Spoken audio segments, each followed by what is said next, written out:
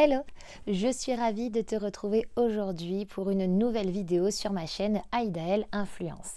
Ici, on parle de mode, de beauté, on parle aussi de mode responsable et de conseils en images. Et tu tombes bien, aujourd'hui, on va parler de conseils en images et des différentes formes de bijoux que tu vas pouvoir porter en fonction de la forme de ton visage. Mais avant de débuter cette vidéo, il faut absolument que je te dise quelque chose. Toutes mes vidéos qui sont liées aux conseils en images sont des idées, sont des conseils, ce ne sont en aucun cas des obligations.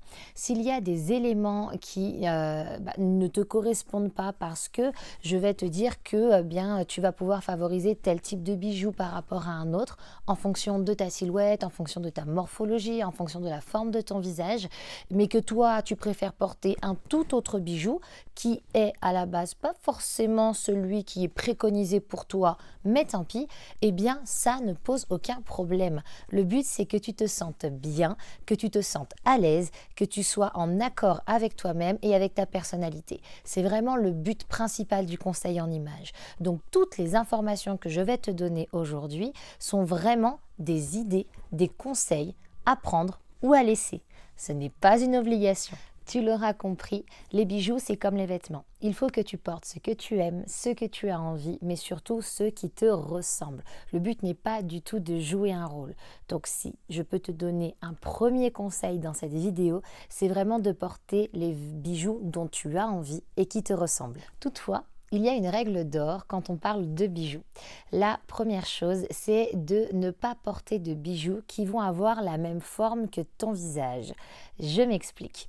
Si tu as un visage plutôt carré, donc c'est-à-dire une mâchoire qui est assez importante, eh bien on te déconseille de porter des bijoux carrés. Pareil, si tu as un visage très rond, eh bien d'éviter de porter des bijoux très ronds.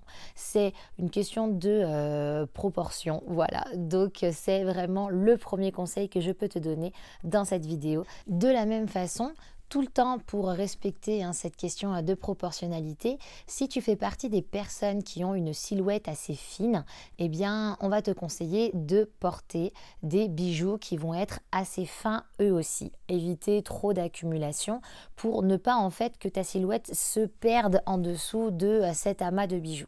De la même façon, si tu as une silhouette qui va être un peu plus forte, un petit peu plus imposante, eh bien là tu vas pouvoir porter des bijoux bien plus gros, des bijoux qui vont bien se voir, jouer aussi sur l'accumulation pour que les bijoux ne se perdent pas sur ta silhouette et qu'on puisse bien les voir. Voyons maintenant plus en détail les différentes formes de visage et du coup quel type de bijoux vont le mieux aller à ces formes de visage. Donc comme je te le disais, ça reste des conseils. Après, à toi vraiment de piocher ce qui te plaît le plus et de laisser ce qui ne te plaît pas. Donc j'ai distingué 6 formes de visage et je suis sûre que tu vas pouvoir trouver le tien.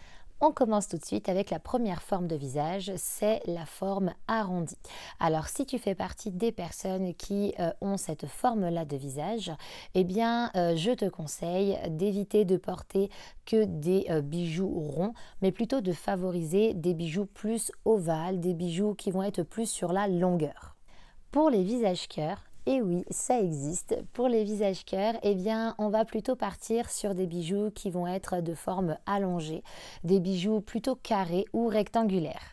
Pour les visages de forme hexagonale, eh bien là on va plutôt partir sur des bijoux qui vont être larges et notamment des bijoux qui vont se porter en dessous des pommettes. Pourquoi? Parce que le visage hexagonal va avoir en fait cette partie-là qui va être un petit peu plus proéminente et on va avoir avec des boucles d'oreilles qui arriveront plus en fait à ce niveau-là, ajouter du volume qui vont tout simplement en fait venir harmoniser la forme du visage. Pour les visages carrés, on partira plus sur des bijoux longs, ovales ou arrondis. Et pour les visages rectangulaires, on est quasiment sur le même type de bijoux. Simplement, on préférera les bijoux qui seront plus larges que longs. Et pour finir avec la dernière forme de visage, c'est la forme longue. Donc pour ce type de visage-là, si c'est ton cas, eh bien je te conseille de partir plutôt sur des bijoux qui vont être ovales, qui vont être plutôt courts, larges ou carrés. Et puis pour les boucles d'oreilles, ce que je te conseille, c'est d'éviter de porter des boucles d'oreilles qui vont dépasser de ta mâchoire. Comme tu as déjà un visage long, eh bien l'objectif est d'essayer de garder des boucles d'oreilles qui vont arriver au-dessus de ta mâchoire. Attardons-nous maintenant un petit peu sur le cou. Et oui, parce que nous avons parlé des bijoux qui sont portés plus au niveau de la tête. Maintenant, on va parler un petit peu plus du cou. Donc, si tu as un cou qui va être un petit peu plus court et un petit peu large, eh bien, je te conseille de porter des bijoux qui vont être plus en longueur. A contrario, si tu as un long cou, eh bien, tu vas pouvoir partir sur des bijoux plutôt courts. Nous allons finir avec les différents tons de la peau. Pourquoi? Parce que tu le sais, dans le conseil en images, on parle beaucoup de colorimétrie et en fonction de la teinte de ta peau, tu vas être plutôt un ton chaud ou un ton froid. On parle aussi de saison, mais ça, on y reviendra dans une autre vidéo. Et là, tout simplement, si tu as un ton chaud, on ne va pas te conseiller de porter les mêmes couleurs de bijoux que si tu es un ton froid. Donc si tu es un ton chaud, tu vas plus pouvoir partir sur des bijoux couleur or, couleur ambre ou couleur émeraude.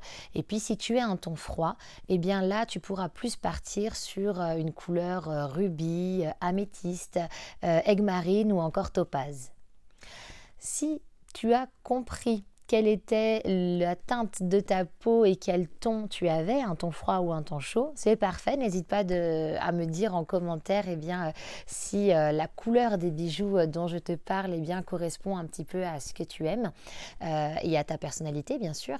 Et puis si tu ne sais pas du tout de quoi je parle quand je parle de ton froid ou de ton chaud, note-le moi aussi en commentaire et tu ne t'inquiètes pas, d'ici très peu de temps, il y aura une vidéo qui te permettra de savoir si tu fais partie des tons froids, des tons chauds, si tu es plutôt une saison automne, printemps, hiver ou été. J'espère que cette vidéo t'a plu, que tu as appris des choses. Si c'est le cas, n'hésite pas à l'aimer, à la commenter et à la partager à ton entourage.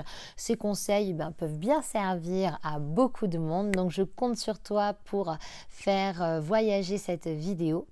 Moi, je te donne rendez-vous la semaine prochaine. On sera sur un thème plutôt éco-responsable et notamment, nous parlerons de la mode responsable et de comment y parvenir au quotidien. Je te souhaite une bonne fin de journée. Je te dis à très vite et je te fais de gros bisous. Beijos, l'ami.